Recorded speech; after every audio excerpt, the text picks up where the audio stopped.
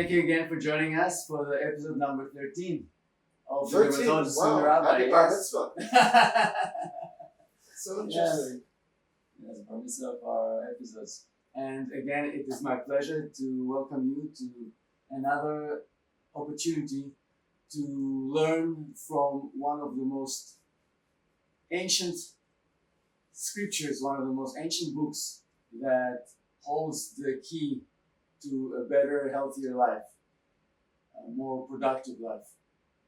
And that is why I'm trying to see how we can glean the most important messages to our lives today, to our family life, to our health, to our soul. Interesting. So, first off, hi, I'm Rabbi Akiva. This is my good friend, Dr. Eyal. And this week we have a double portion. Sometimes we have two portions of the Torah that are read during 1 week. So it's Matot-Masei. And two very different parshas. Last time you asked me three things that I thought that was imperative from the parsha, and I'm going to turn the tables on you now. Oh, wow. I'm going to ask you, and I'm going to add on, don't worry. But let's start with one. What is one thing, if I could ask? Yes, of course. That you, Dr. Eyal, my favorite dermatologist, gleaned from these parshas from the Torah? So I was wondering to myself, putting me on the hot spot here. I was wondering to myself. That's my job. And that's good. In health as well, you want to stress your body a little bit, not break it, but stress a little bit, because that's how we become stronger. We overcome those challenges and we grow from them. And how we handle them is really key. So one of the things that I was wondering as I was reading it is, how did it become part of our culture that a man's word is a man's word? That you are held to your promise. Okay, so I'm going to answer that in one word. It's not culture, it's law. It's interesting. But what I'm saying is, like, I want to hear what you want to say first. What I wanted to say is, I think many things we as people of the 21st century, we don't appreciate that long ago, those things that we hold for granted, knowing that the earth revolves around the sun and not vice versa, that the earth is not flat, all those things, they were not taken for granted. And when you think about it and you ask yourself the question, which is the opportunity when I'm reading the Parsha, when I'm reading the Torah, you understand that back then, this was not taken for granted. I mean, look at Pharaoh. He gave a word, yes, you guys can go. He is the king. And he still remains the king. So when we are looking now, like, thank God, we're not sacrificing children. There's no human sacrifice. I'll explain. How did that come? During the time when it was being done, it was thought to be the right thing to do. Except Abraham changed the entire concept. He was the first to change it, and this was revolutionary. Another revolutionary thing is, a man's word has to be a man's word. A vow is a vow, and you have to take it very, very seriously. Except how beautiful it is that the Torah, that God, that our people understood the fact that sometimes vows are made out of passion, with impulsiveness, and you should not hold them for that, because they will want to go back on their word, and they can't. And so they give them options, and that is fantastic. The same like last Parsha that we discussed previous, where they wanted a portion in the land, the women, and women did not have any. It was a Parsha before this. Women did not before Pinchas. And women got a chance to inherit the land. And we're again talking about it in this Parsha, when they are inheriting. Because they wanted it so badly, God sort of tweaked and allowed them to inherit. It's interesting. The idea of interesting. I read a book many years ago called The Reichmans, that the Reichman family, which runs a very successful real estate family. And my family knew their family from even before the war in Europe. And there was something about them that Anthony Bianco, the biographer, wrote. Their word was their bond, meaning they never gave in to anti-Semitic tropes that we Jews don't keep their word. And every time they promised something, and still do, they keep their words to a full, because I think forget the idea of nidarim. What Dr. Levitt's referring to is the idea that I can promise something, and then to come upon me to do so. If I say that this pot is prohibited to me, and I use the correct wording from the Torah by law, I can't have any benefit from this pot. It sounds interesting, but I could control action and reaction by my words. It's called a vow, a neder, nidarim. So that's a law. That's a law. But I think on a deeper, maybe cultural, but even ethical level, a Jewish person has realized, or any human being has realized, that their word is their bond. And integrity, honesty is so important when you're dealing with people. And I want to say something interesting, historical, and a little bit what people don't know. You know, every Yom Kippur night, what's the first primary prayer we say when we come in Yom Kippur Eve? Kol Nidrei. It's a very haunting tune. It's very important. But what is it? There is a tool by which, if you made a neder, a vow, that you're not going to eat meat anymore because you're going to become vegan. And you go to the rabbi or a set of rabbis, and there's a mechanism. It's a law. It's legal. It's a legal mechanism. Like if you write a contract or something and you want to get out of the contract, you go to a lawyer and the judge, and you get out. There are ways to deal with things in a mechanical, legalese fashion. But as a nation, on Yom Kippur night, we're saying Kol Nidrei, which sort of annuls vows, past and future. Very misunderstood. Very misunderstood. Exactly. Very misunderstood by so many misunderstood. non-Jewish people. Right? So misunderstood. We discussed this in the past. So misunderstood that people thought that the Jewish people were taking away all their promises and all their contracts, and the Jews were cheating everybody. It's not true. It's only between person us and and God. God. Exactly. And if you look at the legalese text of what we're saying, that on the eve of Rosh Hashanah we say something called Hatarat Nedarim, similar thing. We sit in front of a bet in a court with three men, and we know that the vows are only the promises we made to God. I'll be a better Jew, and I'll eat kosher, and whatever I should put on tefillin every day, which are good things to accomplish and to commit to as a observant Jew, or people on a journey to become an observant Jew. That's a great thing, but sometimes we take upon ourselves too much as humans, and we want to go back a little bit. But it's nothing to do with interpersonal relationships or promises in business. I have a contract with you, I can't say Kol Nidrei. Interestingly enough, legend has it, I think the history has it, Rav Shamshon Hirsch in Germany, in his synagogue, took it away one year because it was making such an impact after the Enlightenment that the non-covenant people that weren't Jewish were saying, how could you say this? It's crazy. Take away, the contracts aren't valid.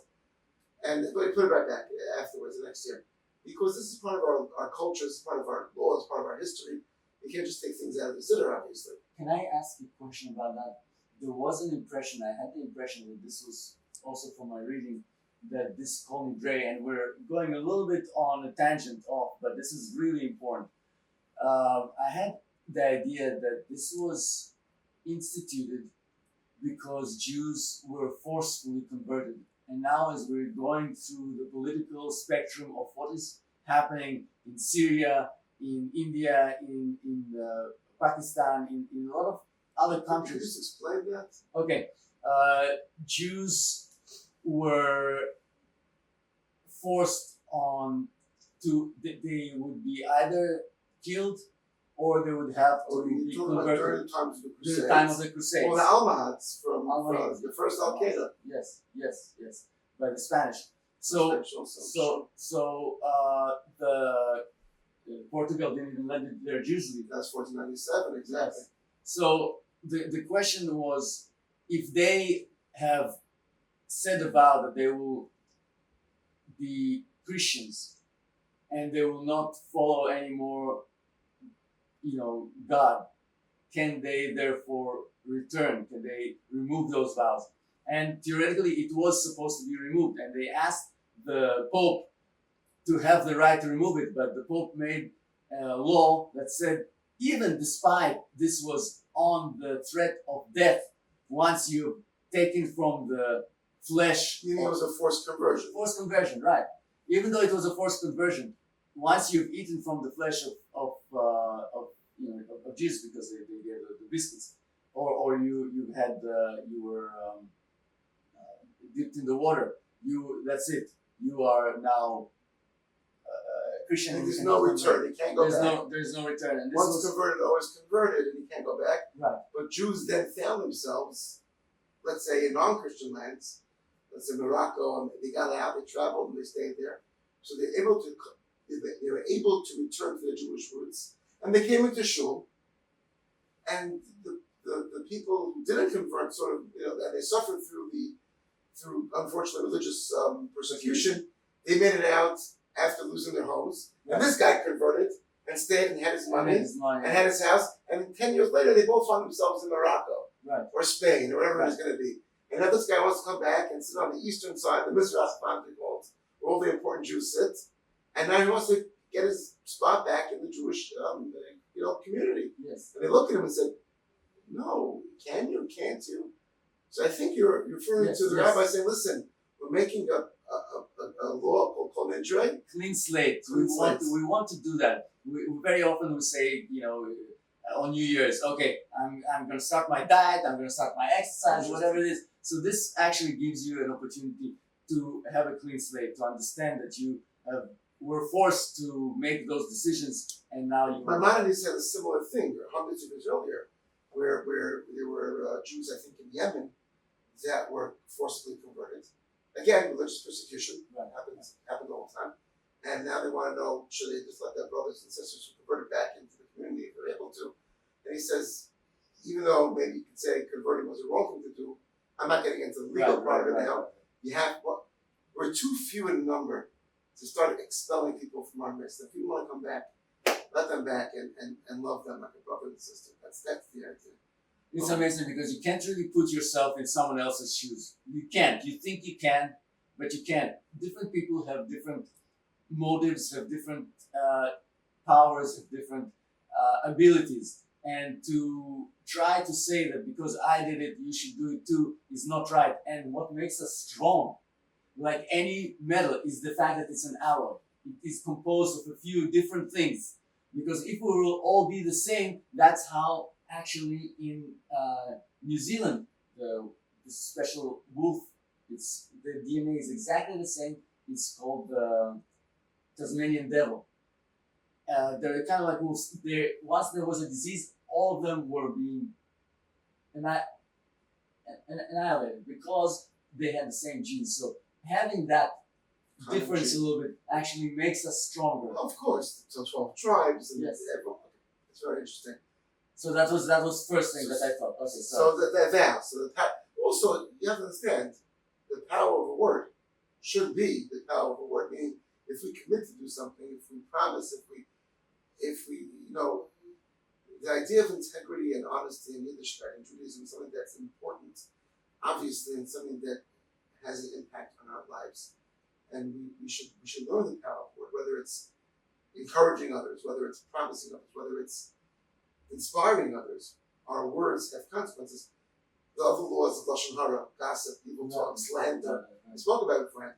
The spoken word in Judaism is seen as a powerful tool that could change and has changed history, whether it's speeches by despots and tyrants, or leaders that get up and inspire and encourage. The spoken word is amazing, but that's one thing. I wanted to bring up something else. The two tribes that the Jews are traveling to Israel after 40 years, in 2.5 years.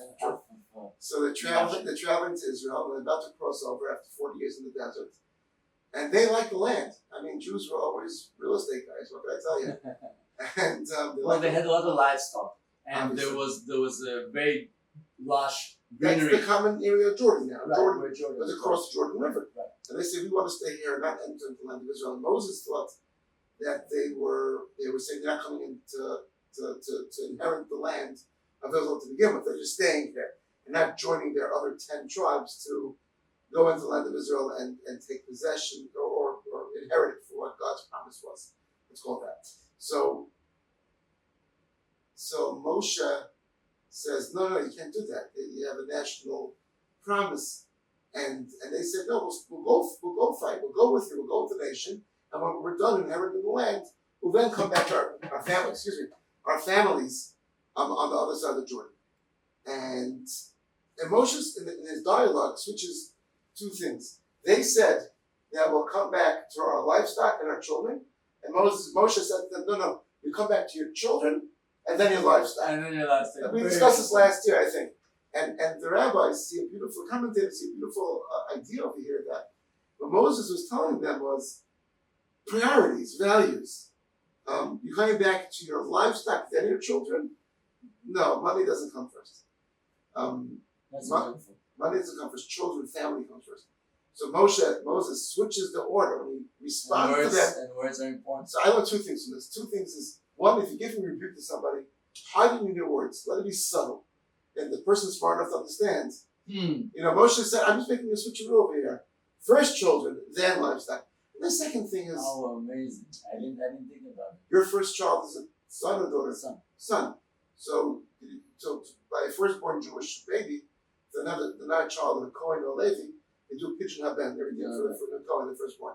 And there's a question there that the Kohen, the priest, the Jewish priest, asked the father of the child on the 31st day from his birth, Ma bo'is tzfei. What do you want? In Aramaic, he says basically the father takes 5 silver coins and redeems them from the Kohen and keeps the baby. Obviously, he's always keeping the baby. But the Kohen asks the father, what do you want more, the money or the child? Which one do you want? So anti-Semitic tropes say, the Jew went away with the money. It's not true, obviously. We give the money to the Kohen, we redeem the firstborn child, we keep the child. That was never in question. So my Rosh Hashanah... This entire story we actually went over that in one of the Parshas, that all the Jews were responsible to work for God. But if you want to avoid that, you don't have to have. You have the high priest, you have the Kohens. They'll be the ones working for God. Also, the firstborn children, the whole Jewish nation, were supposed to be the Kohanim. But after the sin of the golden calf, the Kohanim became the priests, and they are represented like a congress to do the service in the temple. Either which way. So Rabbi Reuven, my Rosh Hashiva in Mary Saw Baltimore, he said, what's the question? What does a father want? He wants his firstborn child. And the answer is, what are our values in life? Are we going to work to the 11:30 at night and not see our kids the first 18 years of their life? Or like you got the letter, we're going to spend time with our children. Not enough. Not enough? It's never enough. We're going to spend time, instill our values with them at the Shabbat table, at the holiday table, in synagogue, through Israel, through Judaism, through our work. Are we going to be quiet and not give over our values? What do you want more, Father, for your child? You want the money more, or you want your child more? And that's something I think a lot of parents That's beautiful. not understand. Someone sent me a video recently, you would enjoy this, about people. Again, I have a smartphone, unfortunately. I have my emails and my banking, and I run different businesses on it, and the synagogue, of course. And sometimes my kids say to me, Dad, Tati, they call me, when you finish with your phone, get back to us. They're making fun of me in a nice way. They do the same to me. Right, so the idea is, you got to put the cell phones down, because they're going to leave the house someday. And we're going to say, how much time there's a clock on your cell phone. There's a clock on your cell phone. How much time do you spend on that week on your cell phone? And if you're on TikTok, which I'm not. If you're on Instagram, which I'm not. Yeah, you are. And you're the liking, seriously, not you, but other people. Some people were astounded to find out how much time they spend on their cell phone. 9 hours a week, 10 hours a week, or some people 9 hours a day. How much time do we spend on children? Is it 9 hours a day? Is it 9 hours a week? Very, very well said. Very, very it's a nice idea. Yeah. Okay, it's your turn. My God, I think you should have your daughter come over here and sit with us. She would learn. She's a beautiful girl. Very smart. Very smart. The second thing that I thought was magnificent in the Parsha was, there are a lot of things, but my mind is racing through all the beautiful messages. But one of the things is how Moses is passing on the reins, how he's slowly taking back the backseat, and he ends with, we're ending now this Bamidbar, this Numbers, and we're going on to the next book Dvarim, where he actually which gives is the his last speech. month of his life. Right. All Devarim, Yes. Deuteronomy, all of it, we don't realize it's the last month of his life. It's the last direction. And he's just trying to pack it all in. That's the sign of a great leader. Yeah. Again, people write about this. I read a story recently about Wheel, W-E-I-L. He was the head of GE or Citibank, Citigroup. He was a great CEO. I think it's Samuel. If I'm mistaken, I apologize, but no, the last name is Weil. A great CEO of Fortune 500, a person that led the conglomeration, the M&A, mergers and acquisitions of many banks. His second in command was Jamie Dimon, the current chief executive officer of Chase Bank, the biggest bank in the world. One of the most powerful people in the world, powerful bankers in the world. How did he end up at Chase? He was the heir apparent to Sandy Weil. He was the heir apparent to Sandy. So, I'm not going to go through the whole thing, but basically, because Sandy couldn't give up control, and any time he thought that people were looking at Jamie Dimon as the heir apparent and cutting into his ego, per se, and eventually he fired him. Wow. They built Citigroup together, and he first invested because he couldn't understand, he couldn't comprehend. It sounds like Saul and King David. Yes and no. So, a different story. That's a different story. Much more. Yeah, but that's a much. Must be, but they also. David's father, King David's father, King Shaul, who was a biblical figures. I don't really discuss, but at the end of the day, so Sandy said, "No, you're fired because I'm keeping control for 4 more years." At the end, he retired. At the end, Jamie went to Chase. He said it was the biggest mistake of my life because I lost track of my values. Sandy said, "Yeah, Jamie would have been a great CEO after me. He couldn't let go." And Moshe, again, lahavdil, we're not comparing Sandy to Moses at all. But Moshe Rabbeinu is a TED talk, a life lesson. Yes. To leadership. Yes. All types, parents to children. Yeah. But how come he's sorry, going off on a tangent, how come his children, you don't hear about them? Children are through you, not to you. Huh. Interesting. Yeah. But you'd imagine that your children would somehow. Some commentators say that this is the greatest again of Moshe. Many leaders want their children to take over and enforce it. I agree. This is a Jewish law discussion of rabbis from time immemorial. But still, I'm looking rabbis, Hasidic rabbis, they want their children to be the rabbi, the Hasidic. Well, are they worthy? Good. A lot of them are. A lot of them wonderful. Rabbis in synagogues, if they build it there, it's fine. But does a child of a rabbi have the chit, what's it called? The inherent ability to take over his father if the father wants it. Or businesses. We've seen this. The first generation makes the money, the second generation guards it, the third generation spends it. Right. So I'm thinking for us as we were watching and learning from this book, why did King Solomon, the wisest of them all, why did he have such a bad children? And biblical figures, I don't judge. The Navi, the prophets judge them. We go from them. Rechavia was a son that the prophet called, was inexperienced. He listened to the younger advisors, the Gen Z advisors, as opposed to the elders. In Judaism, we believe that the experienced elders, the big, great old rabbis, wonderful people who experience and know Torah, they're closer to God. So we ask them questions. Rechavia didn't do that. Shalom Solomon's son. So the kingdom split. Yeah. That's a very superficial manner of explaining it. Right. But why? Because we're human. Because we're human. The answer is we're human. Jews are human. If Jews were, why didn't he set the next person to lead the country like Moses said? And it doesn't have to be your son. I love that idea that Joshua is not Moses'. That was God's son, choice. And he was not even from his tribe. But Yeshua was a student. Joshua learned from him. That's a great question. The point is that's what God wants. And when he learned from him, he didn't learn with the goal. It's like, I'm going to replace First of all, the kingship is different than a leadership. Moshe wasn't a king. Shlomo was a king, son of David. Rechavi was his son. Sons of kings, they came from the Davidic dynasty. It was family oriented. And they did take over. They had the choice to do bad or good. Unfortunately, the prophets are full of stories of kings that did not do good. And did not do good for the nation. And they introduced things that wasn't Torah oriented. or even Jewish oriented, and split the kingdom in half. And the Bible's full of stories that Sorry. if I was writing the Bible, if I was writing the Bible, I wouldn't write such horrible. If the Bible, that's the biggest proof the Bible wasn't man-made. Right. And Bible critics would say, "Oh, the Bible, the prophets, all man-made, it wasn't from God." Like, what? Why would you write a book of in the Torah about the golden calf, about the rebellions, about Korach, about the complainers? We don't look good over here. Right. If a man wrote the Bible, if we wrote the prophets, crazy stories. The answer is we're human. Right. And human is subject to fallibility.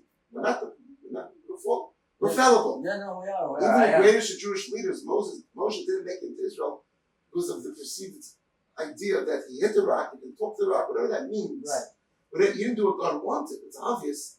And therefore he wasn't allowed into Israel, assuming that's the reason. Because even though he was the greatest human being ever produced by the Jewish nation. So this was the second way is leadership. And the third one was, I think, the next part, the next chapter, which is Masaot or Masei. It means travels, journeys. And I think it's so important when we try to learn and build a future. We need to know where we came from, and you can never overestimate the importance of doing a review so that you can understand how important it is for you, the goal that you are heading towards. And I think going through all this and seeing, here you guys fought, here you guys cried, you guys complained, here's where you went there. It's important for them to see all those hardships that they went through, all the things that they need to learn, the review of that information, so you will not make the mistake again. Learn from history to repeat it. Right. Yeah. And what I say is a wonderful example where I learned from my mistakes. And I tell this example to a lot of you guys at work as well. When I was in Marsha's Talmudic Academy, I went there for 1 year, 11th grade. I took AP calculus, and I was getting in the 70s grades in math. Forsooth. In the 70s. And then I was like, what am I doing wrong? And so I started looking at my exams, and I started looking at my homework, and every time repeatedly, the mistake was a minus or a plus. You know, very, very stupid things. It makes a big difference in calculus. Yes, a minus, a plus, as the equation went on. And afterwards, as I went to the exam, I finished earlier. I went through my exam. I saw those mistakes because I looked for them, and suddenly I started getting hundreds on my AP calculus. So the idea is, if you want to grow, you need to look back. Yes, you need to look back in order to be able to produce a better result. I'm going to have to stop with this, but the idea is also a beautiful idea, Dr. Levin. But also the idea is life is a journey. I know it's a song, but life is an unbelievable journey. And many times people call me, I'm the rabbi of the synagogue, people call me with problems, with issues, with questions. And over the years, I've seen different families, different people, on different aspects of their journey, including myself. At certain times, it's easier to be fully, connected to God. At certain times, less connected. Certain times of the year, there's years of journey. You have the high holidays, and you have Shabbat, you have daily occurrences, and I think a person should understand that life is not lived in a microcosm of each day. It is. Every day is important. But the person has to look back and say, okay, where have I come from? What have I accomplished in this world? From a religious perspective, how have I become closer to God? How have I connected with the mitzvahs through prayer, through Israel, through different things?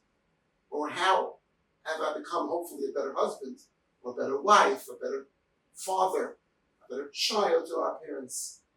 Looking back, our journey isn't always like this. Yeah. It looks like it's not soil. It goes like that, and we shouldn't be despondent over one part of it because it's a whole. It's one part of the whole. Right. And that, I always like saying that over about Parshat Matot-Masei. Amazing. It's amazing. And what I had something that I wanted to say was that from Shabbat, from this Saturday, it's 9 days to the 9th of Av, which is a very solemn, very sad time. But as my Wing Chang instructor told me, you can't always have spring. When I complain, you can't always have spring, and I'm like, man, this is so wise. That is true. So we all go through cycles in life, and the fact that we see the beauty even in the times when we are down, it's really. The Talmud says something interesting on that. It says, "Mishenichnas Av." I'll explain. When the Jewish month of Av is the terrible month in the history of Jews. World War I started on Tisha B'Av and after Av. The expulsion from Spain was on the 9th of Av. So 1 week from this coming Sunday is a very sad day that when we fast and we sort of beseech God to protect us and as we need it nowadays. But it says, "Mishenichnas Av mima'atim b'simcha." We should lessen our happiness. It doesn't say be depressed and sad and bipolar. It says the Jewish person should always try to be the simcha. Have a smile on. We've been through a lot as a nation and as individuals, as families. I guess they say Jewish humor has gotten us through a lot of it. There's a certain truth to that. Not humor per se, but a certain sense of laugh at our own happiness, a certain sense misery. of happiness is about self-encouragement. It's about being to freedom in Yiddish, having the confidence of getting through whatever we need to get through. And we lessen the simcha, but we have simcha. We have that happiness there. It's a beautiful lesson to end with. No matter how dire the situation is, never forget to be happy. It could be less happy, but always remember, spring is around the corner. God bless you. Have a great Shabbat. Dr. Levin, thank you again. Thank Happy you Shir Bar Mitzvah. 13th episode? Yes. You serious? Yes. This is going way too fast. I'm enjoying these things. I'll see you next week. See you next week. Thank you.